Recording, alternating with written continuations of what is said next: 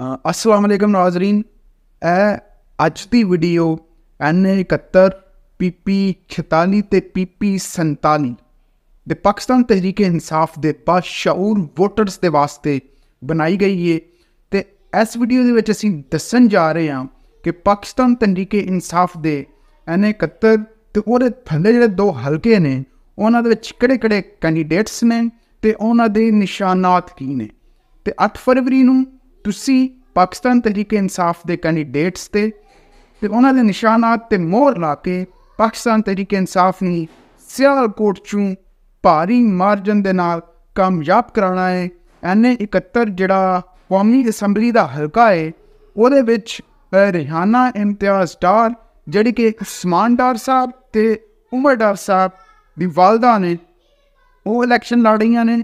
तो उन्होंने जिहड़ा इंतखाबी निशान है वो बच्चे का पालना तो बच्चे का चूल्हा, जिन एक छोटा बैड होंगे बच्चे का जो नजायदा बच्चा है वो वास्ते तुहानू निशान नज़र आ रहा होगा इस वीडियो तो तुसी रिहाना इम्तियाज़ डार नूं NA71 यानी कौमी असैंबली का जो हल्का सियालकोट का वो पालने ते मोहर ला के कामयाब कराना है।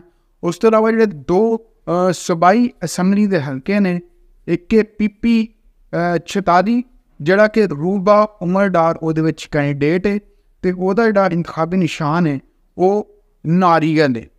तो PP 47 जिहड़ा हल्का वो महर काशफ कैंडीडेट है तो उस कैंडीडेट का जो निशान है वो वे घड़ियाल वॉल क्लॉक जिहड़ा कि दीवार ते क्लॉक लगा हुंदा है वो वाला।